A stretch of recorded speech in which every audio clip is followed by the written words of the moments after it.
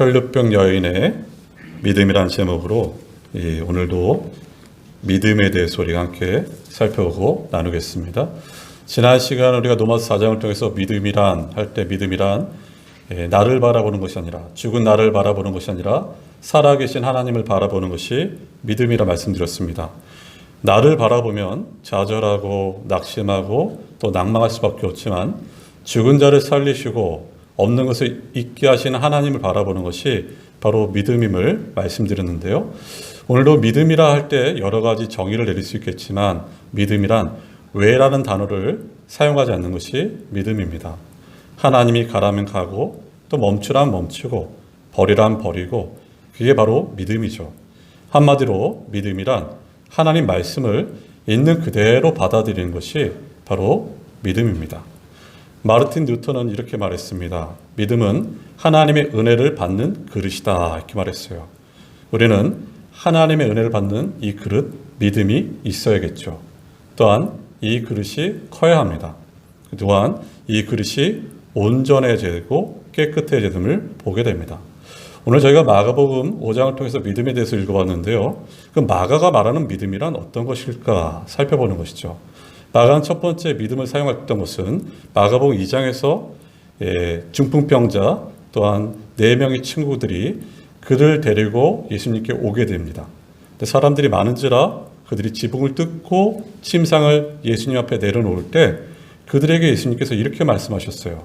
중풍병자와 그 4명에게 그 친구들의 믿음을 보고 소자야 내 믿음이 내가 제사함을 받았느니라 이렇게 말씀하셨어요. 이것이 마가복음이 첫 번째 기록한 믿음이었습니다. 두 번째 기록한 믿음은 마가복음 4장에 나오죠. 예수님과 제자들이 함께 배를 타고 갑니다. 풍랑이 나옵니다. 예수님께서는 주무시고 계셨어요. 제자들이 이제 목숨이 위태한지라 주무시는 예수님을 깨우죠. 예수님께서 어떻게 하십니까? 바람과 바다를 잔잔케 하시고 이렇게 물어보세요. 너희들이 믿음이 어디 있느냐 물어보세요. 제자들은 풍랑 가운데 자신들의 믿음이 어떤지를 발견하게 됩니다. 여러분 제자들은 누굽니까?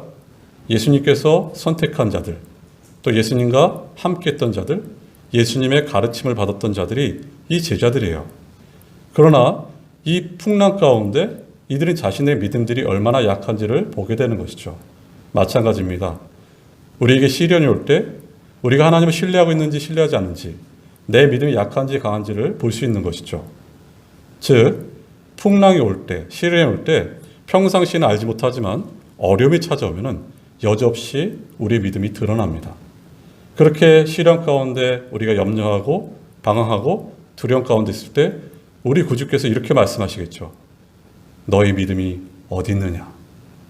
오늘 이 마가복음 세 번째 믿음을 말하고 있습니다. 세 번째 믿음은 혈루증 앓는 여인이 나옵니다. 이 내용은 이렇게 끼어있는 내용이에요. 즉 이 말은 야이로, 회당장 야이로의 딸이 병들었을 때 이 회당장 야이로가 예수님께 나가서 자기네 집에 가셔서 이 딸을 고쳐달라고 이렇게 하나님께 예수님께 나오죠.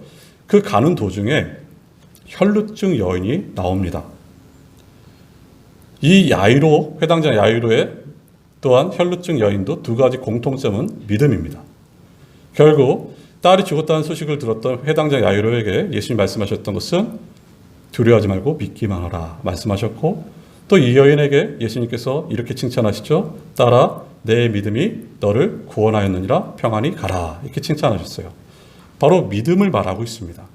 그럼 오늘 이 혈루증의 여인의 믿음은 어떤 것일까 한번 살펴보겠습니다. 첫 번째 혈루증 여인의 병과 믿음임을 우리가 보게 되겠는데요.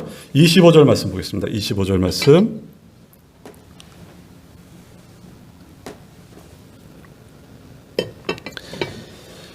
열두 해를 혈루증으로 알아온 한 여자가 있어 이렇게 나있어요. 12해라는 말은 참 긴 세월을 말하고 있죠. 하루만 혈루증을 알아도 참 많이 어려울 텐데 이 여인은 12해를 혈루증으로 알았다 이렇게 말하고 있어요. 여러분 혈루증이란 어떤 것인가? 유출병을 말하고 있습니다. 피가 흐르는 병이고 부인병을 말하고 있는데요. 레위기서 15장 9절은 이렇게 말하고 있죠.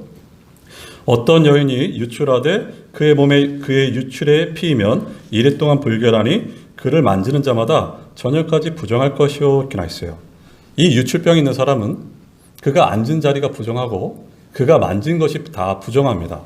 그래서 사람을 만날 수도 없고 또한 성전에도 들어갈 수 없었던 병이 바로 이 유출병임을 보게 됩니다.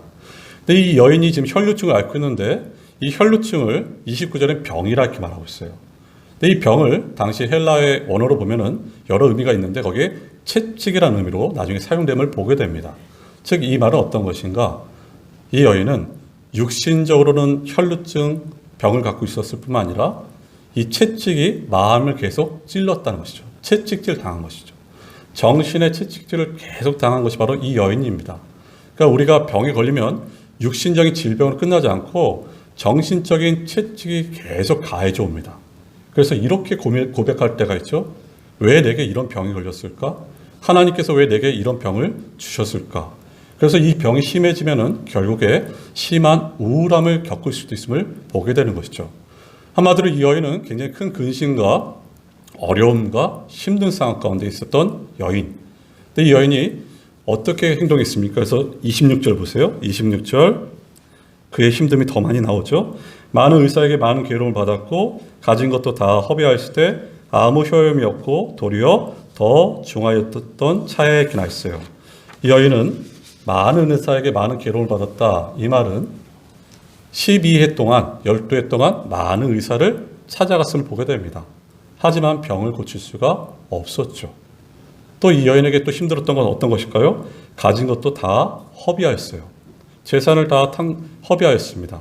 하지만 병이 낫지 않고 아무 효험이 없음을 보게 되죠. 그리고 그 병이 더 중해집니다. 피가 멈추지 않습니다.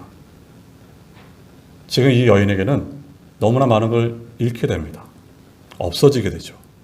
재산이 사라지고 가족이 사라지고 친구가 사라지고 완전히 사회적으로 고립되고 고독하고 외로웠던 여인. 나는 버림받은 자이구나. 더 나아가서 종교적으로는 성전에 들어갈 수 없었던 이 여인. 모든 면에서 버림받았던 정말 절망 가운데 있었던 여인이 이 12의 혈루증 여인입니다.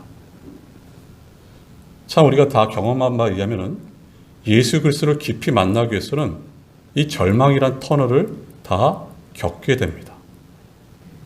이 절망이라는 터널을 벗어나는 경우가 없습니다. 요셉이 그냥 총리가 되지 않고 채색옷이 찢겨질 때 하나님 더 깊이 만남을 보게 되는 것처럼 이 여인은 지금 절망 가운데 있음을 우리가 알 수 있어요. 더 이상 내려갈 곳이 없다는 책이 있습니다. 여기 목사님 잠시 말씀드리면 이렇습니다. 젊은 목회자예요. 저랑 나이가 동갑입니다.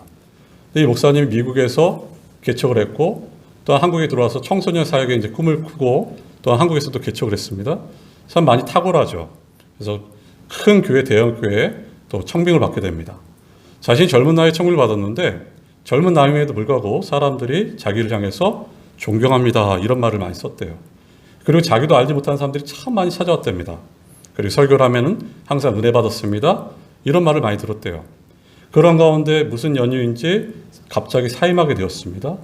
근데 더 놀라운 것은 자기가 부임할 때도 놀라웠는데 사임할 때도 놀라운 것은 그 많던 사람들이 다 사라졌다는 것이죠. 그리고 자기를 비난하는 소리가 여기저기서 들려오는데 한마디로 이 목회자가 완전히 무너졌습니다, 여러분. 더 이상 내려갈 곳이 없을 정도로 무너져 버렸어요. 그러다가 그래도 목회자가 살 길은 뭐겠습니까? 말씀과 기도잖아요. 그래서 기도원의 기도굴에 들어갑니다. 기도굴에 들어갔는데 하나님 앞에 말하지 않고 가만히 있는데 하나님께서 말씀을 주셨어요. 여호와는 나의 목자시니 내게 부족함이 없으리로다. 근데 이 말씀을 듣는 순간 자리를 박차고 나왔답니다. 너무 화가 나서. 나는 지금 땅바닥에 내려 꽂혀져 있는데 나는 온통 부족함이 투성인데 여호와는 나의 목자시니 부족함이 없다는 그 말씀이 그때는 너무 화가 났다는 것이죠. 그래서 차를 타고 다시 내려왔답니다. 그 다음에 또 올라갔대요. 근데 동일하게 여호와는 나의 목자시니 내게 부족함이 없었다. 그 말씀 듣고 또 내려왔답니다. 하지만 다시 힘을 얻고 다시 나가서 마지막에 기도굴에 들어갔을 때 다시 하나님께서 그에게 이 말씀 주십니다. 여호와는 나의 목자시니 내게 부족함이 없으로다. 이 절벽에서 이 절망에서 그가 믿었던 하나님을 다시 깊이 만나게 됩니다. 그렇습니다, 하나님. 나의 가치는 세상이 아니고 사람도 아니고 나의 가치는 오직 하나님입니다. 하나님만 계시면 됩니다. 하나님만 사랑하겠습니다. 하나님을 더욱더 가까이 하겠습니다. 여기서 회복이 일어난 것이죠. 그래서 쓴 책이 어떤 것인가? 더 이상 내려갈 것이 없다, 이 책이에요. 오늘날 우리나라 사회를 보면요, 많은 분들이 어려움에 빠져 있습니다. 더 이상 내려갈 곳이 없을 정도로 절망 가운데 있습니다. 하지만 여러분, 이 절망 가운데 버티고 인내하고 그 자리를 지킨다는 게 참 쉽지 않지만 우리가 그 자리를 지키고 나갈 때 하나님께서 우리와 함께 하실 것이고 그 절망 가운데 우리가 주님을 만나는 시간으로 여기시면 됩니다. 우리 삶이 가장 위험할 때가 언제일까? 내 마음대로 되고 잘 나가고 모든 것이 내 뜻대로 될 때가 가장 위험할 때입니다. 하지만 내가 가장 어렵고 내 뜻대로 되지 않고 내가 정말 절망 가운데 있을 때, 더 이상 내려갈 것이 없을 때, 그때 내가 진정으로 내 입술에서만 늘 주여 주여 외쳤던 그 주님이 뼛속 깊이 주라고 외치는 그 자리가 어떻게 보면은 그 절망의 자리가 다시 새 힘을 주는 희망의 자리가 될 수 있다는 것입니다. 여러분. 지금 이 여인에겐 절망의 자리예요. 근데 이 절망 가운데 있었던 여인에게 뜻밖인 소식이 들려오죠. 27절 말씀 보실까요? 27절입니다. 예수의 소문을 듣고 무리 가운데 끼어 뒤로 와서 그의 옷에 손을 대니, 이렇게 나왔어요. 유세비우스라는 교회사가가 말하기로는 이 여인의 고향이 가이사랴 빌립보라고 말합니다. 그러면 그곳에서 이곳까지는 많은 거리인데 예수의 소문을 듣고 이 여인이 예수님께 나오죠. 여기 눈여겨볼 것은 예수의 소문을 듣고 이 여인이 행동으로 옮겨짐을 보게 됩니다. 보세요. 세 가지 동사가 나옵니다. 27절 한번 다시 보시면은 이렇게 나와 있죠. 예수의 소문을 듣고, 이렇게 듣다란 동사, 그 다음에 무리 가운데 끼어 뒤로 와서, 왔다란 동사, 그리고 그의 옷에 손을 대니, 댔다는 동사예요. 그러니까 그의 믿음의 발전상을 볼 수 있습니다. 여러분, 믿음이 어떻게 생깁니까? 지금 마가가 어떤 것을 말하고자 할까요? 믿음이란 말씀을 들음으로 믿음이 생긴다는 것이죠. 그리스도의 말씀을 들음으로 믿음이 생긴다, 이렇게 말하고 있어요. 그 말씀을 들음으로 믿음이 생긴다. 여러분, 그렇습니다. 우리가 아무리 연속극을 봐도, 철학책을 봐도, 수많은 책을 볼지라도 하나님 말씀과 비교할 수 없습니다.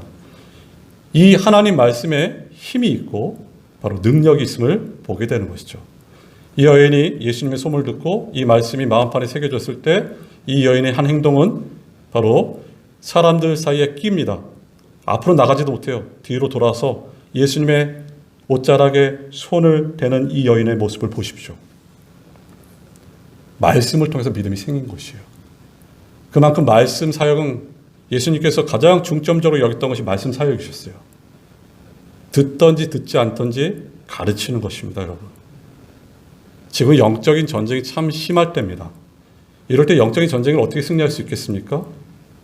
여호수아에게도 말씀하셨던 것처럼 이 말씀을 내 곁에 두고 내 입에서 떠나지 말게 하고 주야로 묵상하며 그 말씀대로 지켜 행할 때 우리가 영적인 전쟁에서 승리할 수 있는 것입니다.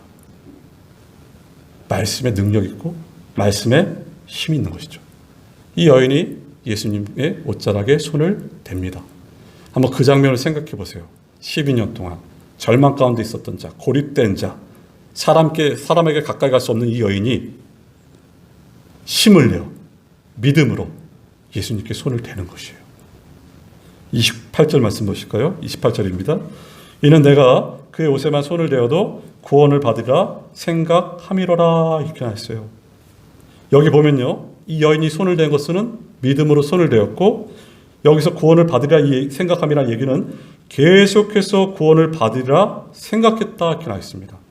이 생각함이라는 뜻은 자기가 자기 마음 가운데 말하고 또 말하고 또 말했다는 것이죠.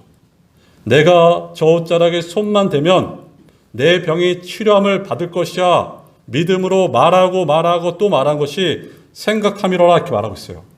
왜 이 여인이 계속해서 이것을 반복했을까? 그 이유는 이 유출병이라는 이 혈루증이 전염병은 아닙니다. 하지만 율법의 조항에서는 이 혈루증은 다른 사람을 만질 수가 없어요. 그래서 예수님의 옷에 손을 댈 수 없습니다. 율법의 조항과 믿음과 충돌하고 있어요. 절대 절망과 절대 믿음 사이에 충돌하고 있습니다. 그때 이 여인이 택한 것은 믿음으로 옷에 손을 댔습니다. 여러분 어떤 일이 벌어졌을까요? 우리가 잘 아는 것처럼 29절 말씀 보실까요? 이에 그의 혈루 근원이 곧 마름에 병이 나은 줄을 몸에 깨달으니라 이렇게 나 있어요.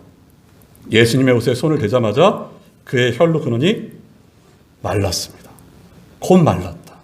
누가는 이렇게 기록하죠. 즉시 말랐다. 예수께서 완벽하게 치료해 주셨고 그 능력이 예수님께로부터 나왔음을 지금 마가가 말하고 있는 것입니다. 믿음으로 깨끗함을 받게 되었어요. 그럼 두 번째, 예수님이 우리의 어떤 모습을 보실까 이것이죠. 30절 말씀 보실까요? 예수께서 그 능력이 자기에게서 나간 줄을 곧 스스로 아시고 무리 가운데서 돌이켜 말씀하시되 누가 내 옷에 손을 대었느냐 하시니 이렇게 나 있어요. 혈루증 여인이 자신의 옷에 손을 댄 것을 예수님이 아십니다. 예수님이 어떻게 아십니까? 예수님은 전지하신 하나님이시기 때문이에요. 모든 것을 아시기 때문이에요. 수많은 무리들이 예수님께 손을 댔을 것이에요. 하지만 능력이 나가지 않았습니다. 어떻게 예수님의 능력이 나갔습니까? 혈루증 여인이 믿음으로 손을 댈 때 예수님의 능력이 나가서 그 여인을 고쳐주신 것이에요. 예수님이 아셨어요. 그 여인이 어떤 여인지를 아셨습니다.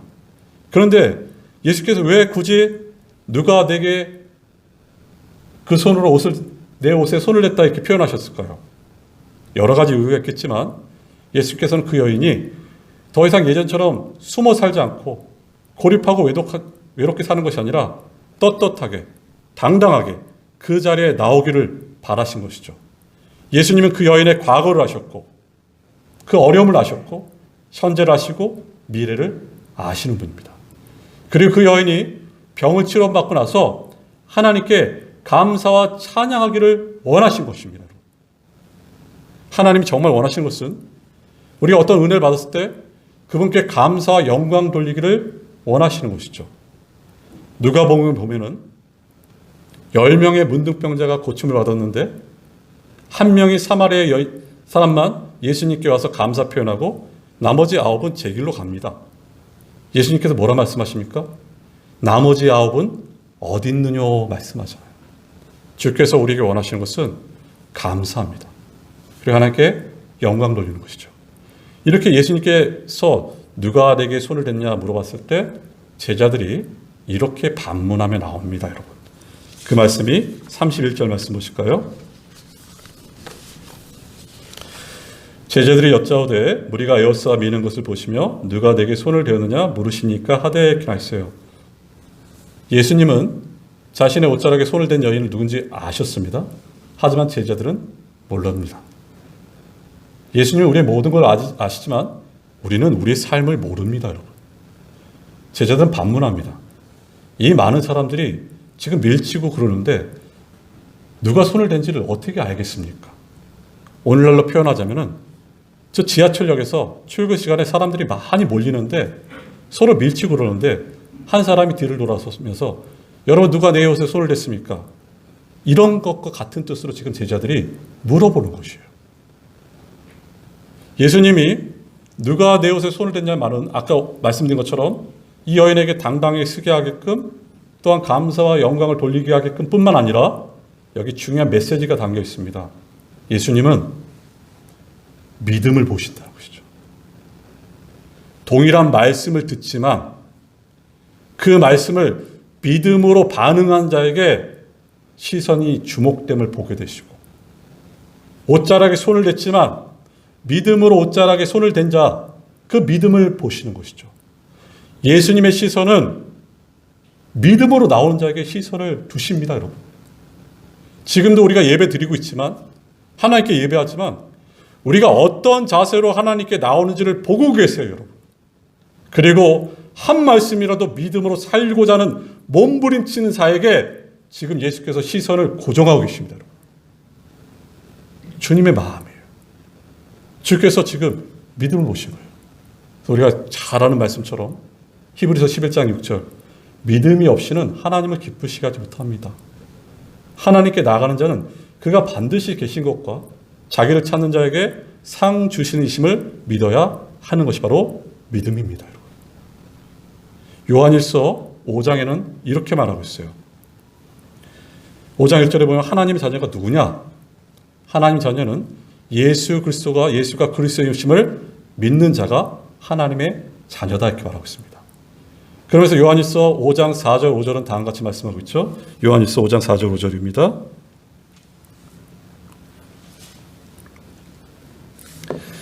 무릇 하나님께로부터 난 자마다 세상을 이기느니라. 세상을 이기는 승리는 이것이니 우리의 믿음이니라. 예수께서 하나님의 아들이심을 믿는 자가 아니면 세상을 이기는 자가 누구냐 이렇게 말하고 있어요. 여러분, 세상을 어떻게 이기겠습니까? 어떻게 승리하겠습니까? 믿음으로 승리하는 것이죠. 이 믿음이란 어떤 것이겠습니까? 예수 그리스도가 하나님의 아들임을 믿고 인식하는 것이 믿음이라 이렇게 말하고 있어요. 그럼 12의 이 혈루증의 여인은 지금 이 예수님이 누군지를 인식하고 있어요. 이 예수님은 하나님의 아들임을 인식하고 있는 것이에요. 이 세상에 오신 메시아임을 믿고 행한 것입니다, 여러분. 믿음이란 하나님과 바른 관계를 말하고 있습니다. 나의 믿음의 대상이 하나님이 어떤 분인지를 아는 것이 믿음인 것이죠. 여러분, 종교란 뭘까요? 종교란 지금 내가 만지는 그분이 누군가는 상관이 없어요. 내 소원만 이루어지면 됩니다, 여러분. 내 뜻만 이루어지면 되는 게 종교예요. 그래서 내가 만지는 것이 불상이었든 우상이든 사람들이 말하는 영험한 자이든 상관이 없이 내 소원만 이루어지길 바라는 것이 바로 종교입니다, 여러분. 우리는 종교 생활하는 자들이 아니라 신앙 생활하는 자입니다. 믿음으로 나가는 것이에요. 하나님이 누군지를 아는 것입니다, 여러분. 예수님이 누군지를 아는 것이에요.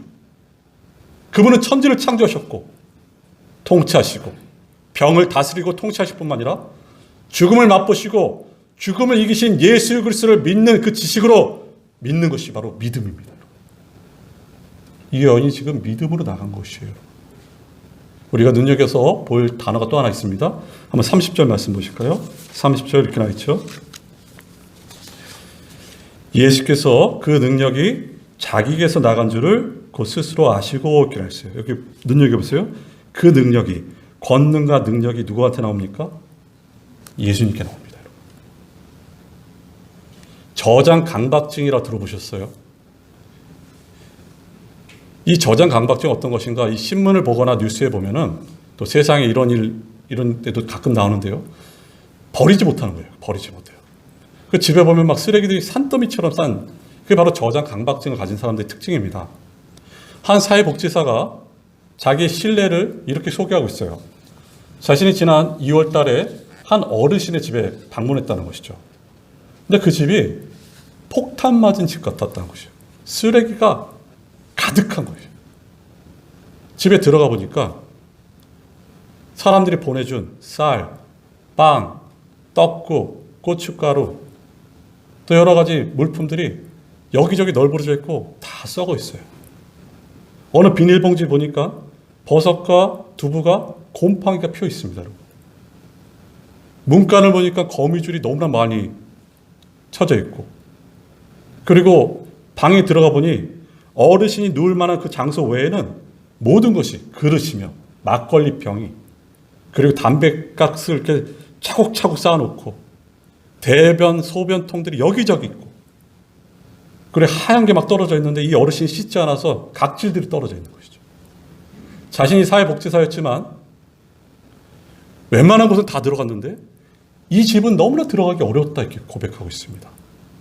이 어르신의 집, 어떻게 보면 쓰레기를 산더미처럼 쌓아놓은 집입니다. 여러분 그거 아세요? 이 쓰레기를 산더미처럼 쌓은 그것이 내 마음입니다. 우리 마음이 우리 마음. 우리가 하나님을 몰랐을 때 이 마음은 온갖 잡초와 오만한 것이 다 들어있는 것이 이 마음입니다. 근데 문제는 내가 이것을 치울 수 있는 능력이 내게 없습니다. 성령께서 내게 찾아오셔서 이 마음의 쓰레기를 다 치우셨죠. 그리고 내가 하나님을 인식하게 하시고 예수가 나의 구주이심을 믿게 하시고 내 영혼을 창조케 하시고 내가 새 피조물, 새 생명, 거듭난 자, 이 바로 능력이 내게 오게 된 것입니다. 여러분. 이 능력이 예수에게서 내게 왔다 이렇게 말하고 있어요. 그래서 우리는 이 전이 이제는 내 몸이 아니라 성령이 거하시는 전입니다. 여러분.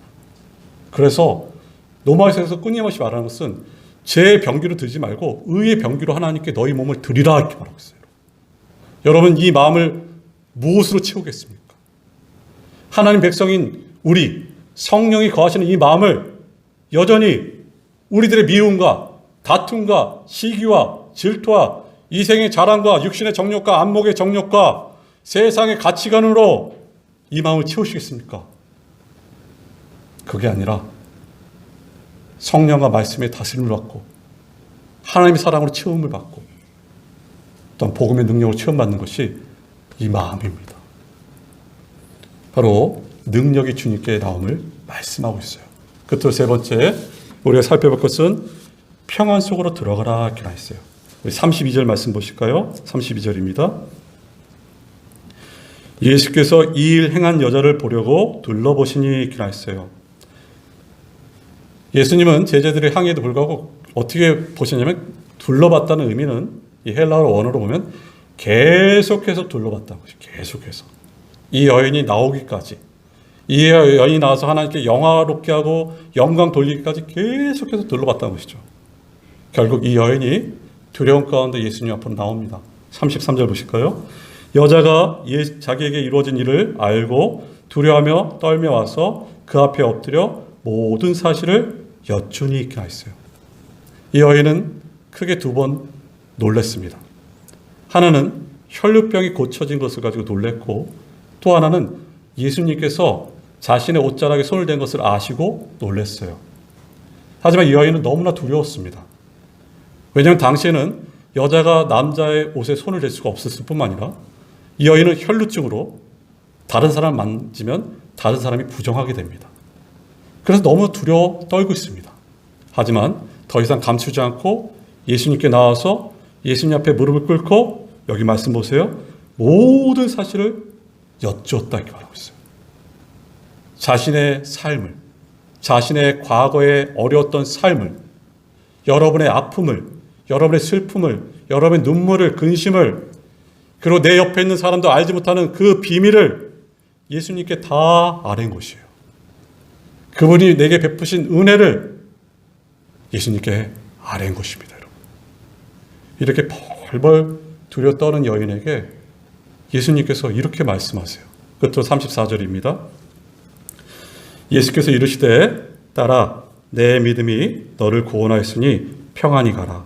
내 병에서 놓여 건강할지어다 이렇게 했어요. 예수님이 두려워 떠는 여인에게 이렇게 말씀합니다. 딸아 내 믿음이 너를 구원하였다. 이 여인의 믿음은 어떤 믿음이었을까요? 내가 예수님만 만나면 모든 문제가 해결될 거라는 이 믿음. 예수님은 내 모든 것을 아신다는 믿음. 예수님은 나의 근심과 비밀조차도 다 아신다는 이 믿음. 이 믿음이 너를 구원하였다 말씀하고 있어요. 그러면서 예수께서 말씀하신 것은 따라 이제는 평안히 가라 말씀합니다. 이 평안히 가라는 얘기는 평안 속으로 들어가라 이렇게 말하고 있어요. 그리고 앞으로의 삶을 평안을 가지고 살라 말하고 있습니다. 여러분 이 세상에서 가장 복된 자가 누굴까요? 예수 그리스도를 믿음으로 평안히 사는 사람이 가장 복됩니다. 여러분. 수많은 재산을 가진 자 할지라도 마음에 행복이 없는 자들이 많습니다. 이 평안을 누리는 자가 가장 복됩니다. 이 평안은 세상이 줄 수 없는 것입니다. 이 평안은 하나님께로부터 오는 것이 평안입니다. 내가 어떤 세상의 명예와 물질과 권력을 가졌다고 해서 평안할 수 없습니다. 이 평안은 바로 하나님과의 회복을 말하고 있어요. 하나님과 화목하게 될 때 평안이 찾아옵니다. 하나님을 몰랐을 때 원수되었고 죄인되었던 내가 예수 그리스도를 믿음으로 그 모든 죄가 용서받고 하나님과 화목하게 될 때 거기서 찾아오는 것이 어떤 것인가? 평안이에요. 평안. 이 평안을 통해서 깨닫는 것은 어떤 것이겠습니까? 하나님이 나를 얼마나 사랑하신지 아는 것이에요. 자기 아들까지 아끼지 아니하시고 십자가에 내어주신 그 사랑을 알게 된 것입니다. 믿게 된 것이죠. 나를 포기하지 아니하시고 나를 지키시고 나를 아름답다 여기시는 그 하나님, 세상 나에게 지탄하고 손가락질 할지라도 여전히 나를 품고 계신 그 하나님을 아는 것이 바로 평안입니다. 이 평안을 참 잘 묘사한 구절이 있습니다. 아가서예요.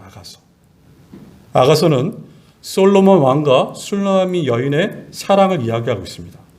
네, 여기서 영적인 더 비밀은 바로 솔로몬 왕을 예수 그리스도, 술라미 여인을 교회로 말하고 있는데요. 바로 그리스도가 우리를 교회인 우리 한 사람 한 사람을 그렇게 사랑한다 표현하고 있는 것이죠. 네, 아가서 1장 5절 다음과 같이 말씀하고 있죠. 아가서 1장 5절입니다. 예루살렘 딸들아 내가 비록 거무나 아름다우니 게달의 장막 같을지라도 솔로몬의 휘장과도 같구나 이렇게 나있어요. 이 술라미 여인이 이렇게 고백하고 있습니다. 예루살렘 딸들아 내가 비록 거무나 이렇게 나있어요. 이 술라미 여인의 피부가 참 검었던 것이에요. 태양빛에 글르셨던지 이 피부가 참 검었습니다. 마치 세상 사람들은 이 술라미 여인을 향해서 너는 참 피부가 검구나, 너는 참 못났구나 이렇게 말하는 것이에요. 근데 세상뿐만 아니라 자신도 거울을 봤을 때 자신의 모습이 검고 못난 줄을 압니다. 근데 더 놀라운 것은 세상은 나를 검다 하지만 솔로몬 왕은 아름답구나 이렇게 말하는 것이에요. 그 여인이 검고 이런 상관이 없어요. 솔로몬 왕은 이 여인 자체를 사랑하고 있습니다. 마치 이런 것이죠. 우리가 얼마나 추합니까? 더러워진 나, 눈으로 지은 죄들이 얼마나 많은지, 입으로 짓는 죄들이 얼마나 많은지, 생각으로 짓는 죄들이 얼마나 많은지, 이런 나를 향해서 내가 너를 용서하였고 내가 너를 사랑하였고 너는 참으로 나에게 아름다운 자다 이렇게 말씀한 거예요. 너는 빼앗길 수 없는 그런 보석 같은 아름다운 자다 이렇게 말하고 있어요. 이게 바로 평안입니다. 마귀가 지난주에도 말씀드렸죠. 이렇게 유혹할 것이에요. 너는 참 나쁜 자다. 넌 추한 자지. 여러분 뭐라고 대답하시겠어요? 그래 맞다. 나 나쁜 사람이고 추한 사람이에요. 하지만 왕이 나에게 너는 괜찮은 사람이라 말했다는 것이죠. 나는 그래서 좋아질 거야. 난 좋은 사람이 될 거야. 왕이 나를 깨끗하다 말했어. 왕이 나에게 깨끗하다 말했는데 누가 나를 더럽다고 말할 수 있겠습니까, 여러분? 이게 바로 술라미 여인의 고백입니다. 우리의 고백입니다, 여러분. 하나님이 깨끗하다고 하셨어요. 사도행전 10장에 보면 베드로와 고넬료가 만나기 전에 유대인인 베드로와 이방인 고넬료가 만나기 쉽지 않습니다. 하나님께서 환상을 보여주시죠. 3번이나 보자기에 있는 것을 그 짐승을 먹으라 할 때 그 보자기에 쌓여진 짐승은 율법으로 부정한 것이에요. 먹지 못하겠나이다. 근데 하나님 뭐라 말씀하시죠? 이렇게 말씀하세요. 사도행전 10장 15절에 하나님께서 깨끗하게 하신 것을 내가 속되다 하지 말라 하더라 이렇게 했어요. 하나님이 깨끗하다 한 것을 네가 부정하다 할 수 없다 이렇게 말합니다. 여러분 그냥 내 모습을 볼 때 여전히 부족하고 추해 보이고 나빠 보입니다. 근데 하나님 눈에 볼 때는 여러분 한 분 한 분들이 너무나 아름다운 분들이라는 것을 놓치지 마셔야 돼요. 이게 바로 평안이 가는 길입니다. 김희아라는 집사님 간증을 들어보셨습니까? 이 김희아 이분이 예전 2013년도가요 강연 100도에 나온 분인데 많은 분들에게 참 전국민적으로 감동을 준 분이에요. 근데 이분의 삶을 잠시 말씀드리면 이렇습니다. 태어났는데 고아원에 버려졌어요. 여자아이인데 여자아이들이 얼마나 또 미모에 신경을 많이 쓰겠어요. 고아원에 버려졌는데 이 얼굴이 반이 붉은 점입니다. 여러분. 예전부터 마스크를 쓰고 다녔어요. 고아원에 버려졌고 붉은 점을 가지고 사는 이 여자아이. 청년이 되었습니다. 20살, 20대 때. 근데 이 붉은 점에서 참 안타까운 일은 암이 생긴 거야. 암이 생겨서 이걸 치료해야 되는데 수술을 받는데 뼈까지 암이 전이가 돼서 이 뼈를 암을 다 제거해보니까 이 얼굴이 함몰이 돼버립니다. 그러니까 2번 수술했는데 재건 수술해도 한물 상태예요. 젊은 20대 여성이. 이 여성이, 이 김희아 이 여성이 식당에 가면 사람들이 도망친대요. 앉았던 사람들이 보고 저 멀리 따로 자리를 갖는 것이죠. 마음이 얼마나 무너졌겠습니까? 근데 이 여인이 이 예수 그리스도가 주신 이 평안을 누리고서 책을 냈는데 그 책 제목이 뭐냐면 이렇게 말하고 있습니다. 내 이름은 예쁜 여자입니다. 내 이름은 예쁜 여자라는 것이죠. 그래서 지금은 식당에서 사람들이 자기를 보고 도망가면 씩 웃는답니다. 왜냐하면 이 얼굴을 하나님께서 주셨고 하나님께서 나를 통해서 일하실 것이고 하나님이 나를 사랑하시기 때문이라는 것이죠. 이게 바로 영적인 자존감입니다. 여러분. 이 여인에게 주신 복이고 저와 여러분에게 주신 복입니다. 이 여인은 3가지를 얻었어요. 육체의 질병이 고침받고 영혼이 구원받고 평안한 삶을 누릴 수 있게 되었습니다. 다 얻었어요. 여러분. 이 여인뿐만 아니라 여기 계신 모든 분들이 하나님의 가치관을 보면 다 얻은 분들입니다. 당당하십시오. 힘을 내셔야 돼요. 말씀을 정리하면 이렇습니다. 정말 더 이상 내려갈 곳이 없을 정도로 절망 가운데 있는 여인이 바라볼 분은 오직 소망이신 예수 그리스도입니다. 저와 여러분이 바라볼 분은 어떤 사람과 환경도 아니고 오직 사나 죽으나 내가 주님의 것이라는 것을 고백하고 주님만을 바라보는 자들이 저와 여러분이라는 것을 기억하시길 바라면서 우리 함께 잠시 기도하겠습니다.